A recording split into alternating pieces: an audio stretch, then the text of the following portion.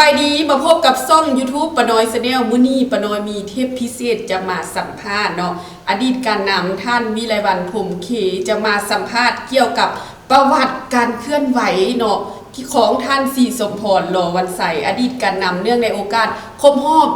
110 ปีมื้อนี้จะมาสัมภาษณ์ให้เพิ่นเว้าเกี่ยวกับประวัติการเคลื่อนไหวและก็ผลงานของเพิ่นว่าเป็นคือแนวใดเนาะมื้อนี้เฮามาสัมภาษณ์สวัสดีโดยอยากให้ท่านเว้าเกี่ยวกับประวัติและก็ผลงานที่พ้นดินของท่านศรีสมพร หล่อวันใสให้บรรดา FC และก็มวลชนได้รับชมคือใดๆเนาะเชิญท่านเว้าเลยก็รู้ว่าขอบใจเจ้าของYouTube เนาะโดยที่ให้ข้าพเจ้าได้มีโอกาสเล่าโดยย่อ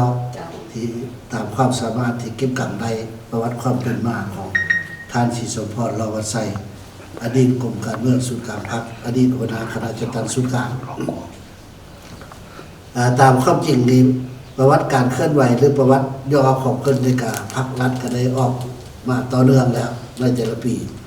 แต่ปีนี้คล้ายวันเกิดของเพิ่นวันที่7เดือน7ปี1916เลยนะปีนี้ครบ110 ปีเนาะครับเจ้าก็จะขอเราโดยย่อคืนเพื่อให้ทบทวนคืนบุญคุณและคุณงามความดีที่เพิ่นได้อุทิศให้แก่การประเทศชาติให้แก่ประชาชนลาวแต่ทุนตลอดไปคือฮู้นำกัน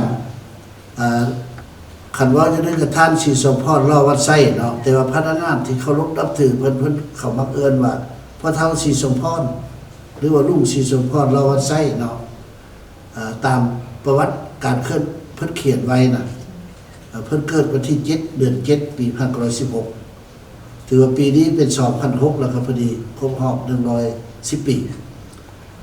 ตลอดขบวนวิวัฒน์แต่เมื่อเกิดจนฮอดมื้อสิ้นสุดของเพิ่นถือว่ามื้อเสียชีวิตก็วันที่23เดือน3ปี1993คือว่าซั่นน่ะข้าพเจ้าบ่ชื่อครับเห็นว่าท่านศรีสมพรในอันที่1ก็ได้ประกอบส่วนเคลื่อนไหวเข้าในเหตุการณ์ปฏิวัติศาสตร์ประชาธิปไตยแต่หัวที่แต่เวลายังหนุ่มแต่เวลาอยู่บ้านอยู่ซ่องเป็นคนกระตือรือร้นเป็นคนที่รักประเทศชาติบ้านเมืองแล้วก็เป็นพรสวรรค์ของเพิ่นในสุมปีทำอิฐ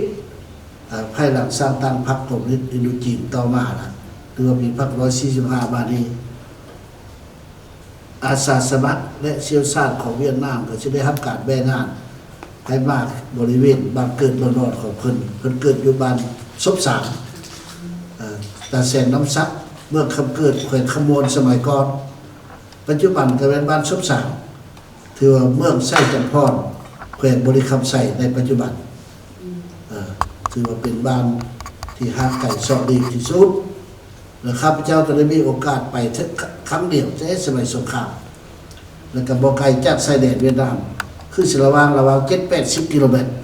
ตั้งแต่ชายแดนเวียดนามเข้ามาหาบ้านเพิ่นเขตนั้นก็มีหลายชนชาติชนเผ่าสลับซับซ้อนกันอยู่และเพิ่นก็มีความตื่นตัวสนุกไว้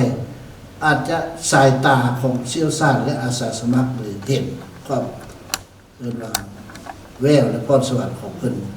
จึงศึกษาอบรมเพิ่นในขบวนการสนุนแล้วก็ให้เพิ่นรู้ว่าสภาพการของบ้านเมืองครับปัจจุบันเป็นไรเป็นหัวเมืองขึ้นของพวกฝรั่งเก่าและใหม่ได้ไรพวกเฮาเนี่ยเป็นอย่างจุดทุกข์ยากประเทศชาติครั้งนี้และเพิ่นก็มีความตื่นตัวสมัครใจเข้าร่วมในขบวนการเคลื่อนไหวของอำนวยความสะดวกให้ทุกประการอันนี้ตามข้าพเจ้าเราและในที่สุดอาสาสมัครและเวียดนามเชี่ยวชาญเวียดนามก็ได้สืบต่อสุขอยู่ช่วยเหลือเพิ่นตั้งแต่บ่ฮู้หนังสือกขจนพออ่านได้เขียนเป็นและได้ที่สุดก็ได้เคลื่อนไหวในขอบเขตสามมุมและมาฮอดปี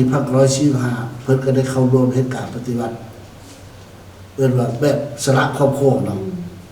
แล้วต่อมาก็ผ่านขบวนการก็ได้เข้าเป็นสมาชิกพรรคคอมมิวนิสต์อินโดจีนแล้วก้าวขึ้นมาได้เป็นเข้าพรรคประชาชนปัจจุบันลาวอเมริกาช่องแสงถึงเพิ่นเฮ็ดในต้นตลอดไปแต่ในโอกาสคล้ายวันเกิดของคนนี้ข้าพเจ้าก็อยากทบทวนขึ้นที่ได้มีโอกาสได้รับใช้เพิ่น กับบ่หลายเกือบ20กว่าปีแล้วท่านศรีสมพรรอมันใส่นี่จุดพิเศษที่สุดและเพิ่นเป็นคนมีพรสวรรค์นะรู้มันแล้วเว้าหยังก็ทรงจำบางเทื่อบ่จดบ่แต้มแต่ว่าพวกเฮาผู้ยังล้มในคันกายไประยะนึงก็ลืมแล้วไหนต้องไปปื้อสอบแต่ว่าเพิ่นได้จื้อไว้คือเว้าแล้วจื้อไว้อันนี้เป็นพรสวรรค์อันนึงอันที่สองเราดูมันรู้อยู่ตัวมีความรู้ความสามารถทางด้านวัฒนธรรมสังคมแต่ว่ามันอ่านมันศึกษาแล้วก็มันสอบรู้นำรุ่นลูกรุ่นหลานนำหมู่เคือนเป็นต้นน่ะเพิ่นเคยว่ากองประชุมของการนำนะเพิ่นได้เข้าอยู่ในกองประชุมนะเราถือว่าเป็นโรงเรียนศึกษารุ่นเราเองกรมการเมืองหรือว่าศูนย์การพักละปีนึงประชุมเท่าใดครั้งถือว่าเราเข้าใจว่าเท่านั้นครั้งได้ทำเรียนละมงอันนี้ทัศนะไหนบางคนประชุมแล้วก็แล้วไปได้บ่ถือว่าแล้วไปเราว่ารุ่นในความรู้ความรักก็ได้มาจากกองประชุมนอกจากทำเรียนอันนั้นอันนี้ก็บ่ว่าซะอันนี้จุดพิเศษอันที่2จุดพิเศษอันที่3แล้วเรานับถือหมู่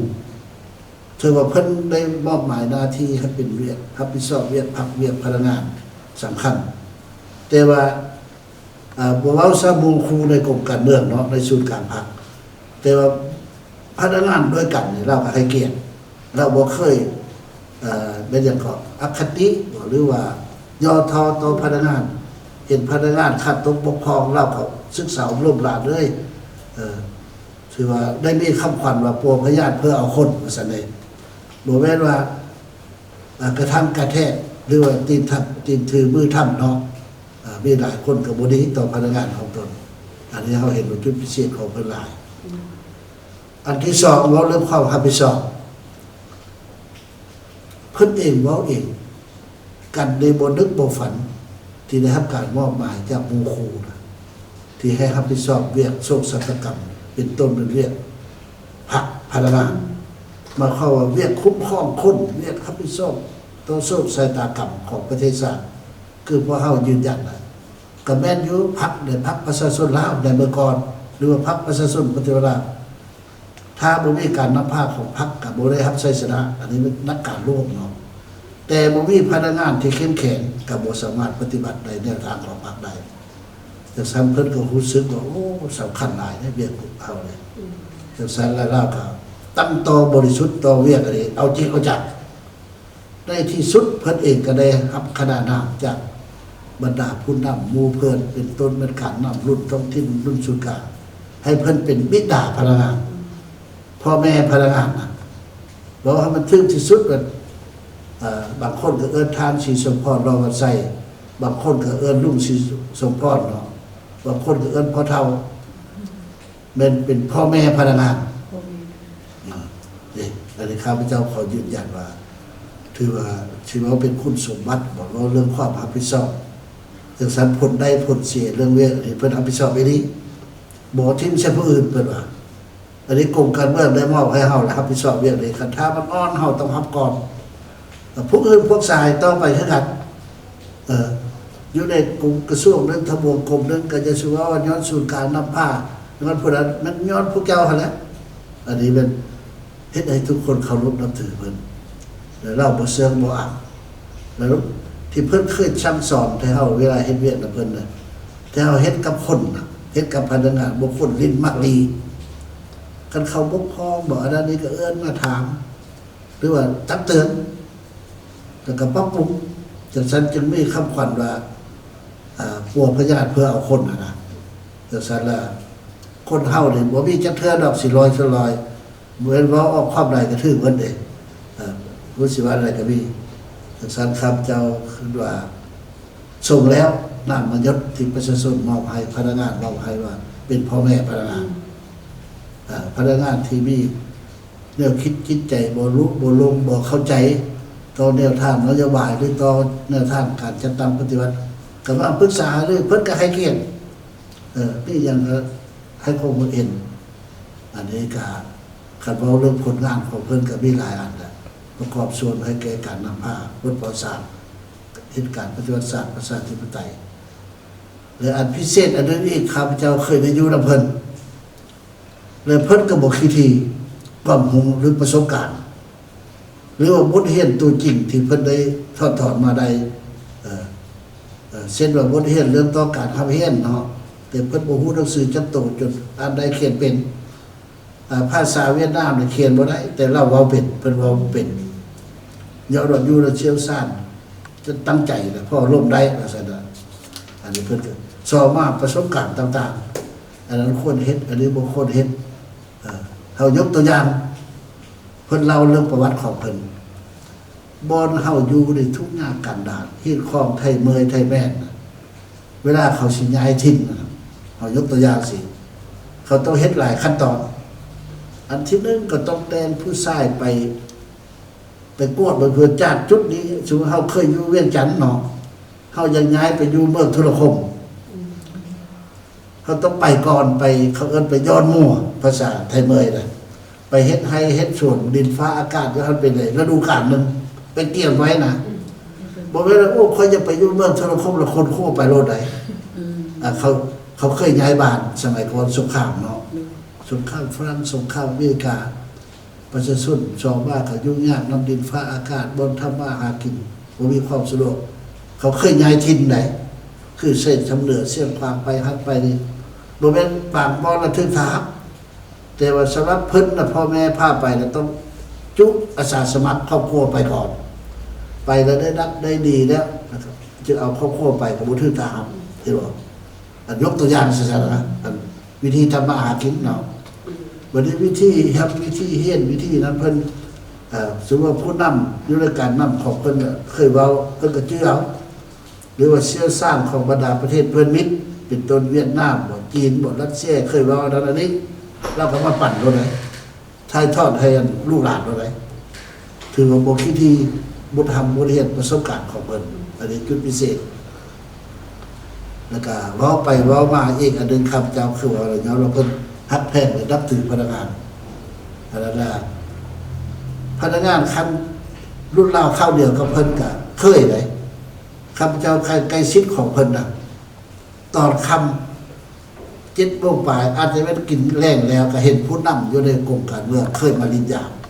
เพิ่นเทื่อมาทั้งครอบทั้งครัวมีลูกมีเต้ามีเครื่องตอนของฝากบักไม้มาตอบตามเฮือนตามศาสตร์อันนี้ขออภัยเสด็จเจ้าสุพรรณวงศ์สมัยนั้นก็มากับปาเวียงคำกับลูกสาวเนาะเพิ่นว่าอยู่เฮิงเติบได้ร่วมกันจักเพิ่นร่วมกันบ่มีโอกาสร่วมกันนะผู้ใหญ่ไปประชุมกับบ่มีลูกคำไตท่านคำไตศรีพระนองก็มาลูกสาวเพิ่นผู้เดี๋ยวนี้เป็นรองประธานประเทศเลยเป็นลูกบุญคุณลูกบุญธรรมเพิ่นได้เพิ่นเอิ้นลูกสาวเลยถือว่าความสนิทสนมจากหมู่เพิ่นนะเขาเห็นว่าจุดพิเศษแบบนั้นเพิ่นส่วนหลายหมู่มาหาเพิ่นราคาข้าพเจ้าก็ตีราคาว่าเพิ่นก็ได้รับการรับซื้อจากหมู่เพิ่นทั้งบรรดาทานเขาก็มีความรักเนาะมีประสบการณ์มีในสังคมบนอำบเรียนเพิ่นเป็นชาวไร่ชาวนาแต่ให้ความเคารพนับถือซึ่งกันและกันอันนี้มันเป็นเสน่ห์อันหนึงของเพิ่นข้าพเจ้าขึ้นว่าโดยอันนี้เป็นผลงานการเคลื่อนไหวผลงานการเคลื่อนไหวมันจะเฮ็ดให้ความสามัคคีอยู่ภายในมันบ่แตกบ่แหกเนาะให้มันเข้าใจกันนะตอนนี้ก็เป็นเทปที่1 EP 1เนาะที่ว่าเราได้สัมภาษณ์เกี่ยวกับผลงานการเคลื่อนไหวของท่านศรีสมพร รอวัดไซ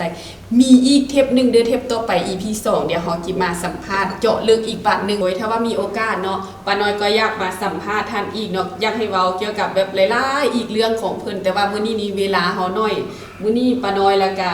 ขอขอบใจท่านวิไลวรรณพงษ์เคเนาะอดีตการนำที่ว่ามาให้ความรู้ให้